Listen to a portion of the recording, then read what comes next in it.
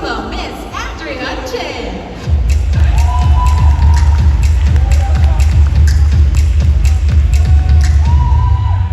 Hi everyone. I'm a little bit nervous, but don't mind me. How is everyone doing today? Good morning, Bbcon. Okay, so hi. My name is Andrea. I'm from Prudential Singapore. Today I will share with you on the systems behind my consistent sales. Okay, let's start. Okay, so for me today, right, every system that I have, it's more about ensuring that not about my work being easy for me, but to make the client's journey actually easier for them. So when I have this, every conversation that I have with the clients, I want to make it simple, clarify, very, very clear for them, clarify with them. Then from there on, actually, this will make the clients very clear on what they can actually expect.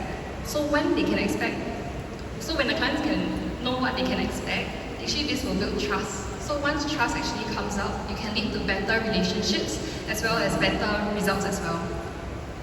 Okay, so I have 5 systems today that I want to share. The first one is on client onboarding.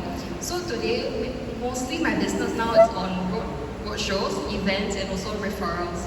So I realized that actually a lot of clients today, right, I spend a lot of time actually introducing who I am, what can I actually share with them, and how can I value add. So with that, I actually created an introduction deck about myself that I'll send to clients on WhatsApp. So this introduction deck will consist of who I am, who is Prudential, and also what kind of things that can we offer. For example, today Prudential, you can offer your insurance, your savings, and your investment, right? But I met a client previously, she mentioned to me that, oh, I didn't even know Prudential can actually offer this kind, I thought it's only insurance. So from there, I included this into the deck, as well as I also included value-added services that I can share also with the clients. So actually, we can do estate planning, we can do tax, we can do family office, we can do retirement as well. So after that, I also share with them about the events that we have as well and also any client testimonials that we have. Okay, so I will always message them through WhatsApp. So when I message them through WhatsApp, I will save them as either prospect or client, followed by their name. So if it's prospect, I will indicate where do I meet them at. For example, if today I meet them at Thomson, then I write to Thomson Plaza. For clients, I will indicate their birthday because I don't want a case whereby I meet them and then after that, when I text them and I forget that actually it's their birthday today. So I want that to be visual for me. So after they become my client, right, I will add them into a group chat with me and my PA. So I will indicate Prudential, the client's name, as well as a symbol. So this symbol, as you see here, the 3 stars, right, is indicating small, revolving client as well as big client. So that my PA also knows who to prioritize. Then after that, I also have a Google Calendar with all these things inside. So if today, example, my calendar overview for the month is very pink, it just means that I went for a lot of personal appointments. I never go and focus on my own sales. So it should indicate as blue color. Okay, so the second system I have in place is for lead management. So lead management is because today, right, you're always following up with a lot of clients, a lot of prospects, and sometimes it gets a bit overwhelming or you tend to forget who are they actually and what is the next step that you need to do. So I created this pipeline that I have. So this pipeline essentially is to give me awareness, clarity, identify who are the people, the opportunity type, as well as the status, and also any remarks I need to take note of. So for example, what I have here today is that I will indicate who is the client. So if you look at row 1, to mention John. So John is I met at roadshow, Lovina. And then I will indicate when I need them, what kind of case can I open, how much can I expect based on APE and full credits. And also what's the status now? Is it based on fixed? Appointment ready, pending my proposal, is it closed, is it postponed? Then I know what to do next. Okay, for my third system, I have discovery and recommendation. So basically for this, do you ever feel sometimes when you go and meet clients, you don't know how much to open, you feel that, oh, am I opening too much, too little? Are they underinsured? What should I do next? So this is where actually I came up with something whereby we indicate 5 things. So it's your profile, your assets and liabilities, your income, expenses, and recommendation. So for profile, I indicate basic things, for example, the client's name, their gender, their date of birth, their marital status, are they a smoker, occupation. So when you do this in place, right, when you have a PA that comes in, actually this can help you save a lot of time. You don't have to explain to the PA who is this client, what is their background like. It's very easy for you. Then after that, I have assets and liabilities. So for assets, I will indicate, example, any bank cash savings that they have, any investment that they have, like stock shares, unit trusts, fixed deposits, as well as any property that they have as well. After that, I also indicate any liabilities. So example, if they have a property today, what is the property value, how much outstanding mortgage do they have? And based on this, I can calculate the net worth of the client. And I'll ask the client today, Mr. Prospect, are you happy with your net worth today? Do you want more? Are you okay with this? And then next, I have income. So income, I'll indicate what's the client's occupational income as of now. Then I'll also indicate if, let's say, the client has any dividend income, any side income, any rental as well. Okay. So next, I also have expenses. So expenses, I'll indicate as monthly expenses, fixed and luxury.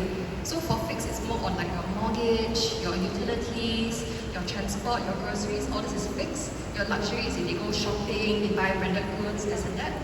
And then based on this, I can derive what's the cash flow. So on this cash flow, let's say if it's negative, it will mean you will know that the client today doesn't really have a very disciplined background to actually save money. So from this, you can actually open some cases as well to tell them that it's very important for you to go and set aside money every month. Okay. And also, because today I will know what is the client's existing policies they have in insurance. So based on this itself, I will indicate how much coverage do they have for death, disability, critical illness, for example. This is based on what they have currently versus what is the recommended. So you will know what's the shortfall from there. Okay, my fourth one is full servicing.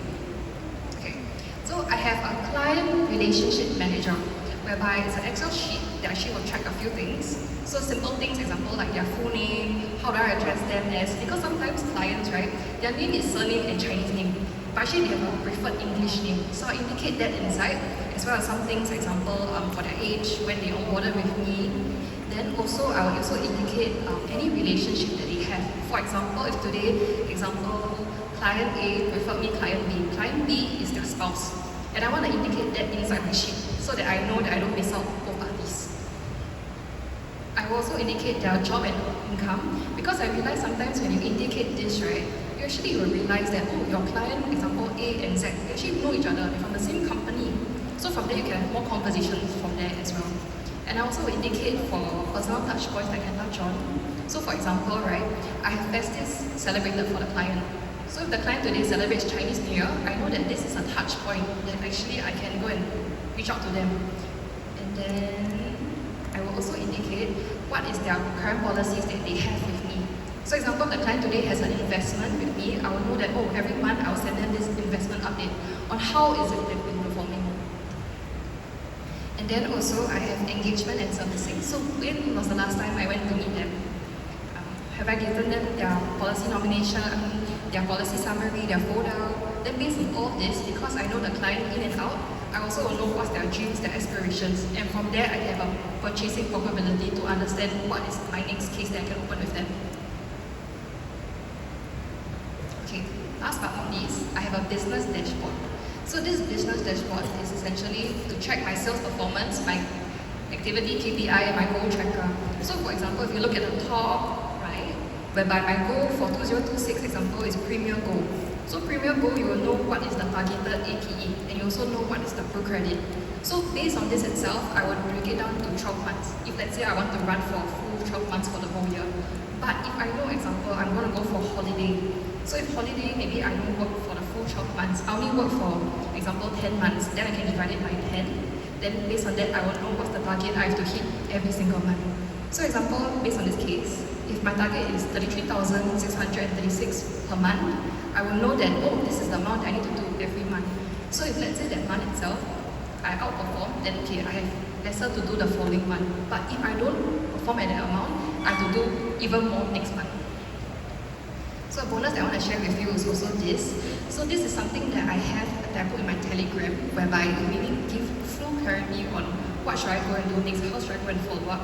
So it's very good to have actually. Okay, so behind every system, based on the 5 systems that I shared with you, essentially the idea is just to build confidence with you and your client, making sure that nothing falls through, so that your decisions are easier to make as well, and also to build a long-lasting relationship. But not by last least, today, right, even though you have a lot of systems in place, it does not indicate the relationship that you have with the client. So you must focus also on building that relationship with your client, because consistent sales aren't built by doing extraordinary things occasionally, they're built by delivering extraordinary experience consistently. So you can follow me on Instagram if you have any questions. That's all. Thank you. Thank you, Miss Andrea. Success really does not happen by accident. It is built through intentional systems and daily habits. We hope everyone was able to pick up ideas that you can implement in your own business. And hopefully you have a capture of the introduction segment and multiple tools to share generously with us today. That system was truly mind-blowing. Those delegates with us on the table was like, whoa.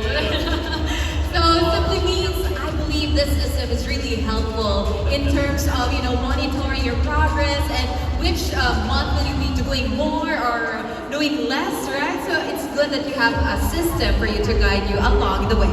All right. So now, Casey, I would like to introduce our next speaker. Our next